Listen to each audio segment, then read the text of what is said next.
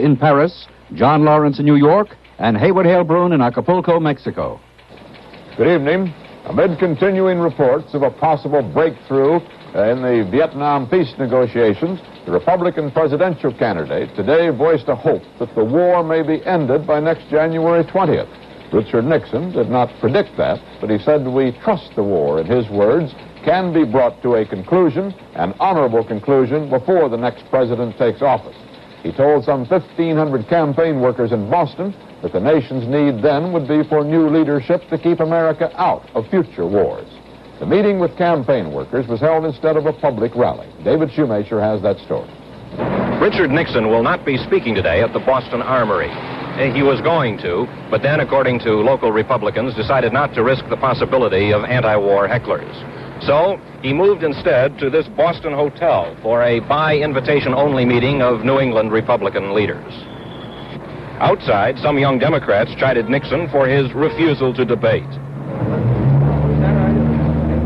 Inside, for the first time, Nixon let loose with several good-natured jabs at his opponent. If you don't like what he says 1 minute, ask him again in another minute. He'll tell you the other thing.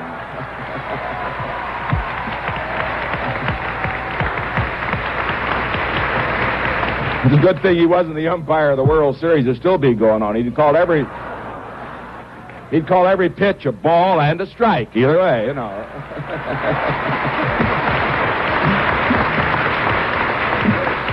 Talk about a debate. He is a debate.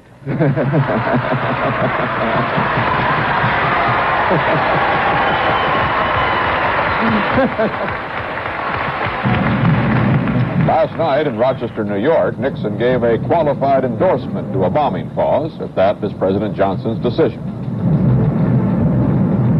Let's give him a chance to bring this war to an honorable conclusion and do nothing to destroy that chance. And that is why I made it clear that if we can have a bombing pause without endangering the lives of our fighting men, and if that bombing pause will increase the chances for an honorable and peaceful end of the war, then we are for it. But the main thing is, let us see to it that we, at this time, recognize we have one president at a time, and I, as a political candidate, will do nothing to pull the rug out from under him so that he can end this war before this election, if possible. The Harris poll today reports a significant gain for Hubert Humphrey. The nationwide survey made October 8th through 10th shows Richard Nixon still in the lead with 40%, Humphrey second with 35%, George Wallace with 18%, and 7% undecided. Harris's last previous poll showed Nixon with an 8-point lead compared to 5 today.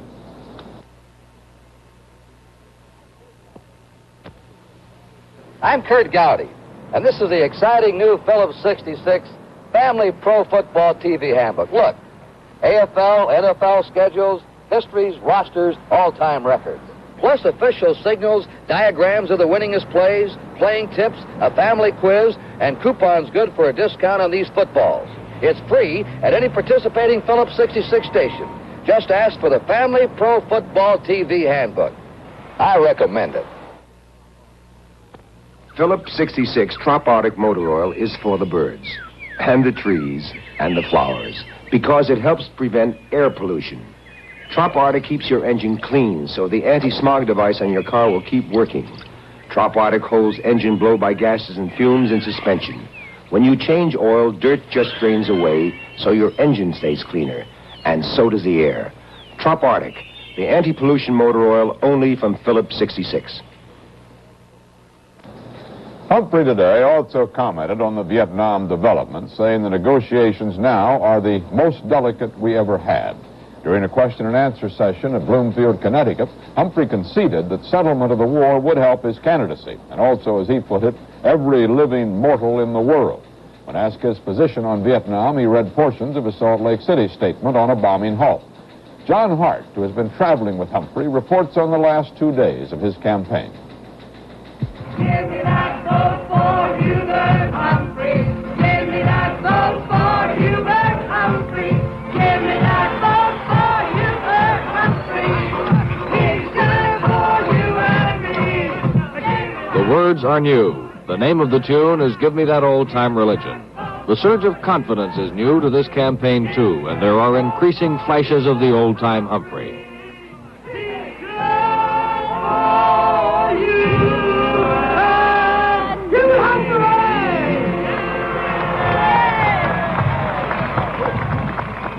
The Humphrey Doctrine of Salt Lake City and the rumors of peace initiatives have apparently freed the vice president from the claw of the Vietnam issue. He has moved from defense to offense. You can see the movement of this campaign, but not its outcome. Hubert Humphrey is in full cry. Unable to debate Richard Nixon, Hubert Humphrey is engaging in a contest of styles. His name for his style is candor. He says the death of Robert Kennedy soured everything. He speaks now of struggle inside the Chicago Convention and catastrophe outside. But he feels a healing has begun for Democrats. I have good news for you. We've pulled it together, and we've got a fighting organization on, and we're going to whip the living daylights out of them. He has decided the antidote to a new Nixon is the old Humphrey, the evangelist of liberalism. He dispensed some to black ministers last night in Detroit. You pretend you're running for president. You fight your heart out because you are running for president. You're running with me. You're on the ticket with me. You're in this fight. And let me tell you something. If you go back to wherever your community is and you talk and just talk to people from your heart, you don't need to just don't need to talk about Democrat or Republican. Just talk about what we're trying to do and get people to be aroused and stirred to make this country what it ought to be. This great American dream of America, of one nation. Yes, indeed. And it says in one nation under God. And as one nation under God, indivisible. And it also says with liberty and justice for all.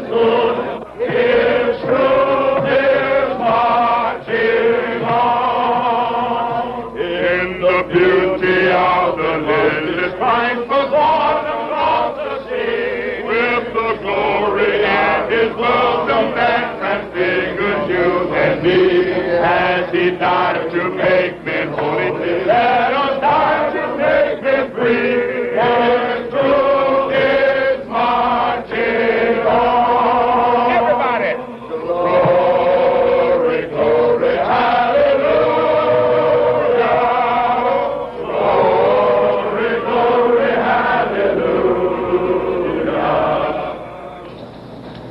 Jacqueline Kennedy arrived in Greece today to join Aristotle Onassis and work out plans for their wedding, which may take place over the weekend. Onassis kissed the former First Lady on the cheek when she arrived at the airport in an Onassis-owned jetliner with her 2 children, her mother and stepfather, 2 of her sisters-in-law, a governess, and a Secret Service agent.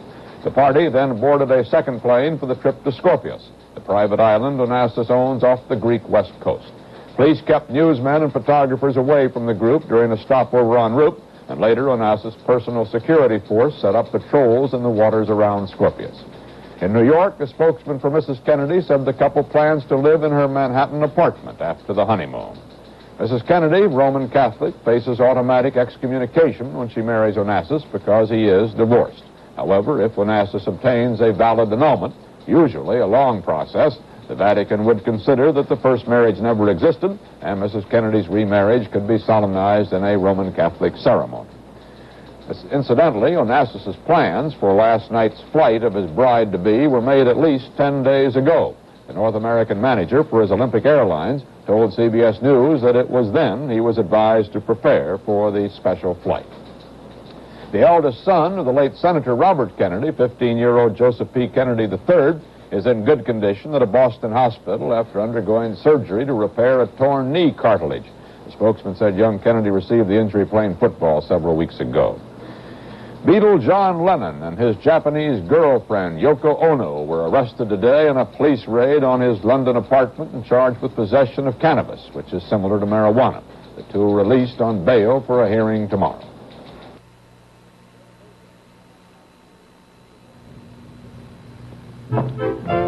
This is the time of year you can almost expect to get a cold or the flu. So be prepared to follow the 3 steps doctors recommend. Rest in bed, like Roger here. Drink plenty of fluids. And take aspirin to reduce fever and relieve pain. Take Bayer aspirin, because Bayer is pure aspirin, and aspirin is what doctors recommend.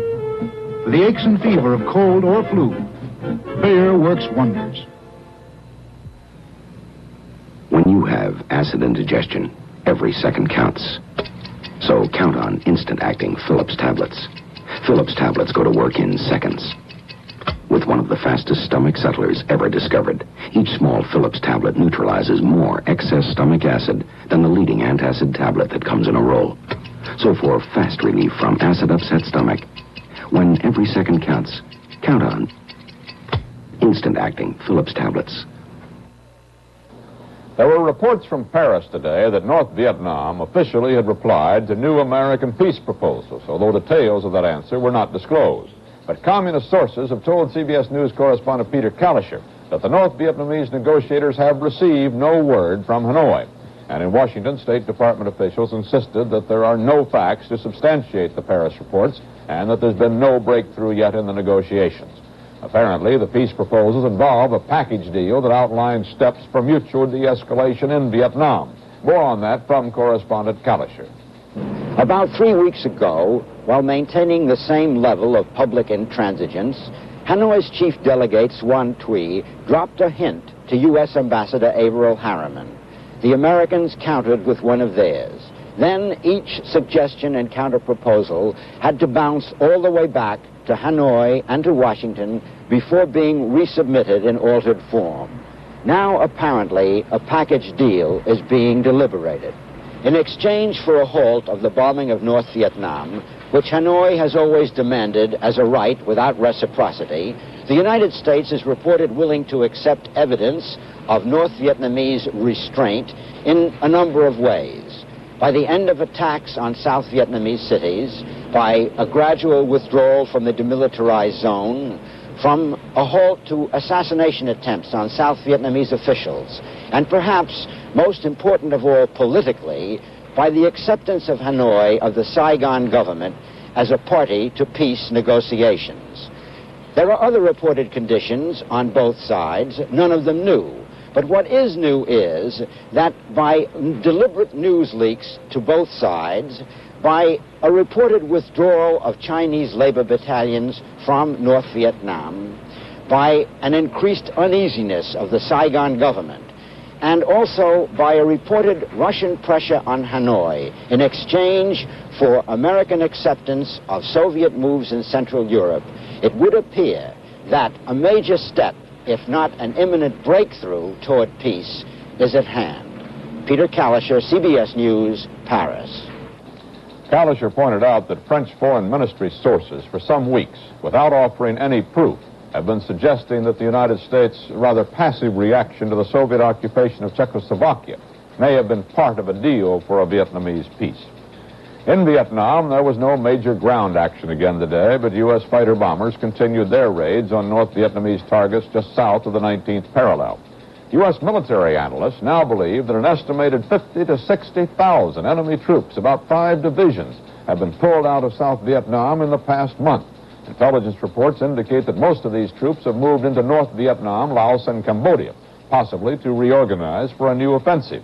But military sources are not ruling out the possibility that the pullback could have something to do with those negotiations going on in Paris.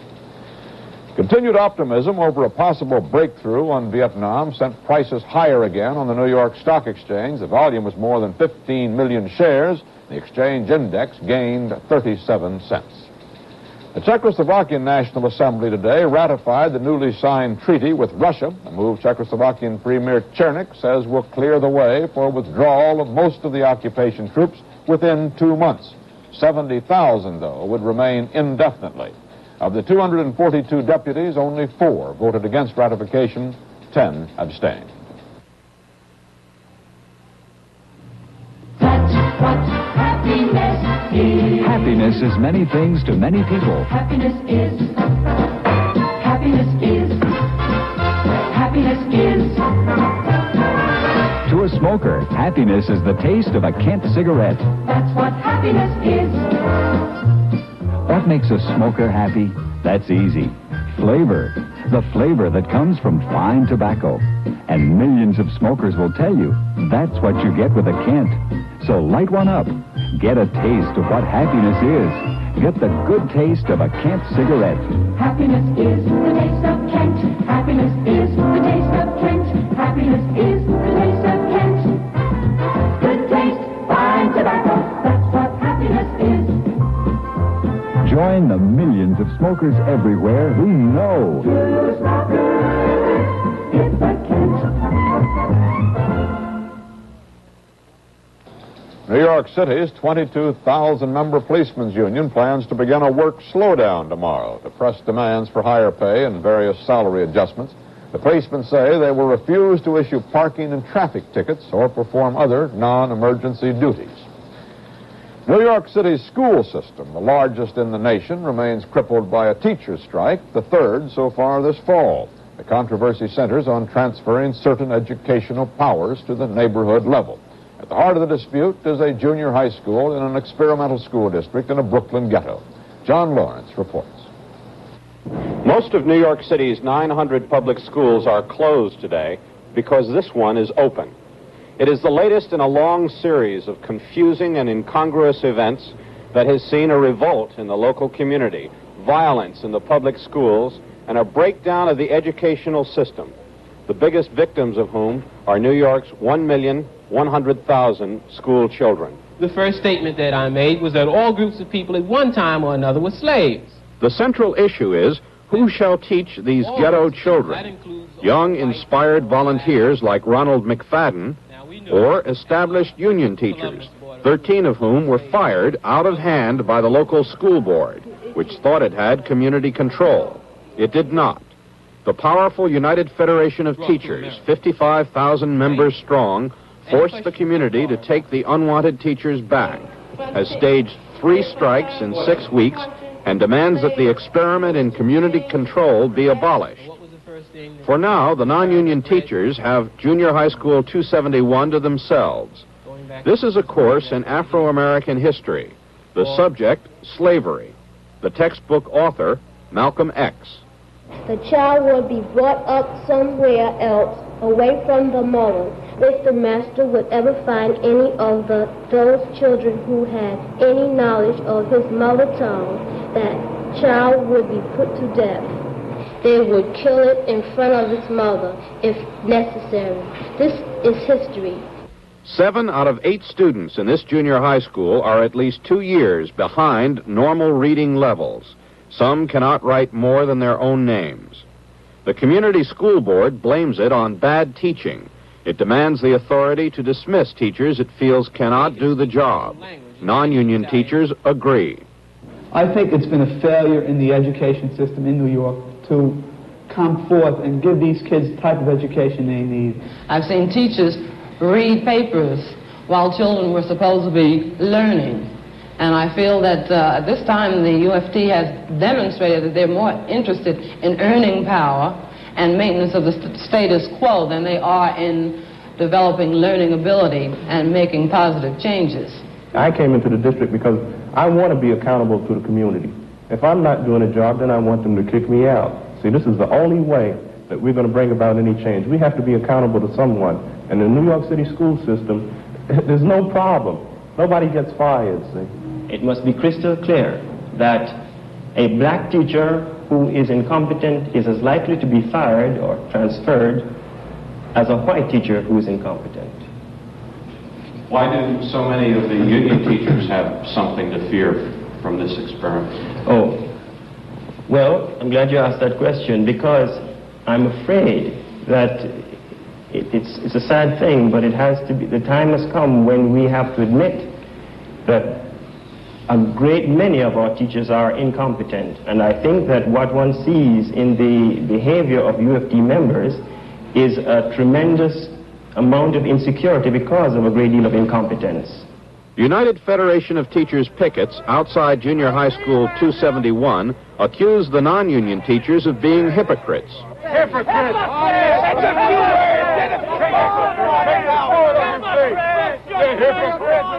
The union insists that its teachers cannot be dismissed without due process, a complicated system of formal charges, defense cases, and hearings specified in Board of Education bylaws. In fact, only 12 teachers have been fired by the city in the past 5 years. The union's reason for the latest strike: some of its teachers at Junior High School 271 were threatened and harassed by other teachers, students, and neighborhood residents. Union observer Lawrence Robbins talked to Jim Jensen of WCBS TV. There were teachers who were told that they would be dead in 3 days in that moment. There were teachers who were told that they'd be moved out in a pine box. I heard a teacher, I will mention, well, I have the names here, these are all substantiated, who said to 200 or 300 students in the cafeteria when this first began, do not listen to these teachers coming back, do not obey them, they are your enemy, and when the police leave, we will get them. None of those teachers have encountered anything other than verbal abuse. One teacher was punched, a woman about 60 years old. She was punched in the face, the name of Catherine Rook. There were 3 governing board photographers who came around with passes from the governing board label on them. They threatened death to one of our teachers. I myself was threatened twice. I was told, you will be hurt, you won't get out of this. Now, I must emphasize that we have been reacting to harassment. We have not harassed. There are many people who are convinced that the black communities and the Puerto Rican communities have literally been victimized by the miseducation that has taken place. This is harassment, the harassment of these children. Where is the due process for these children? Nobody seems to talk about what is happening to the children, but the black communities and the Puerto Rican communities are saying, we would like to correct the harassment of these children, the lack of due process that there has been for them. The emotional dispute surrounding the school crisis has reached such proportions, the issues so clouded by insult and invective, there is scant hope that the teachers will soon end their bickering and get back to the business of educating children. John Lawrence, CBS News, New York. The Apollo 7 astronauts today successfully executed a major test of their 11-day mission, a sustained firing of the capsule's rocket engine. The 66-second burst raised the high point of the spacecraft's orbit from 174 to 270 miles, although the low point remained just over 100 miles. It increased the speed of the spacecraft to 1,100 miles an hour in that 66 seconds. It's described as the mightiest maneuver ever made by a manned spacecraft, and the same as the one which eventually will be needed to kick astronauts into orbit around the moon and then back to Earth. Hurricane Gladys today veered unexpectedly to the east, threatening populous areas in and around Tampa, Florida. Tides of 4 to 8 feet have been reported, and winds at the center of the storm were estimated at 75 miles per hour. President Johnson today signed into law legislation to protect consumers from radiation by color television sets and other electronic products. The Secretary of Health, Education, and Welfare now is empowered to establish standards, controls, and inspection procedures.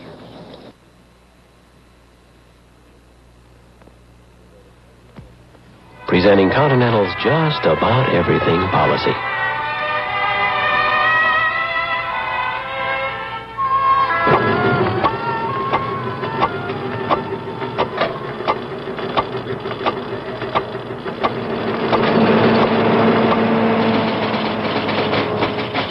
We can insure just about any kind of business or bank or school or you name it, against almost anything, just about anywhere in the world.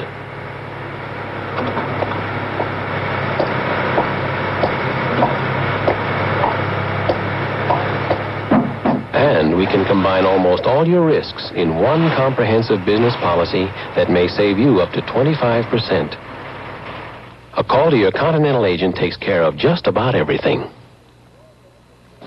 The U.S. Olympic team today suspended sprint stars Tommy Smith and John Carlos, and they were ordered to leave Mexico City because they made a so-called black power gesture, raised clenched fists, Wednesday when they received gold and bronze medals for the 200-meter dash.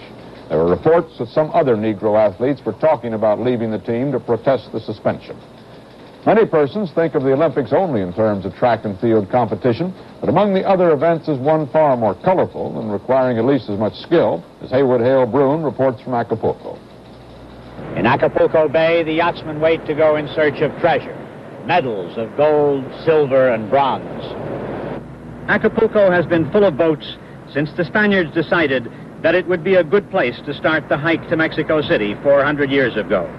And, of course, where there are sailors, there are girls, and carnival fun. These sailors, competing in 5 Olympic classes, are too serious-minded to pay much attention to girls. Among the most serious of the sailors is Crown Prince Harold of Norway. He hovers over his 5.5 boat, Fram the Fourth, named for Norway's pride, Nansen's Arctic ship, with a most unregal anxiety. Setting out for another day of racing, he chats wind and weather with other sailors while the 2-man crew make a last inspection. And then perhaps he wishes for a royal sword as he grapples with one of those Gordian sailor knots so wonderfully complicated that they baffle even sailors. In the democratic world of the wide waters, blue blood can be flowing the wrong way. At mid-race, when the brightly patterned spinnakers made the whole thing look like a moving toy shop, the Fram was close to the leaders, but failed to stay with them to the end. The names of the classes are as romantic as the rake of the graceful hulls, and spread across the Pacific are dragons, stars, Flying Dutchmen, and the cocky little one-man, one-sail Finns. Mexican Navy gunboats took the problems out of navigation with balloon markers, and spectator boats hung clumsily and admiringly along the edge of the racing lanes, where, like white knives, the Olympic yachts cut themselves slices of ocean.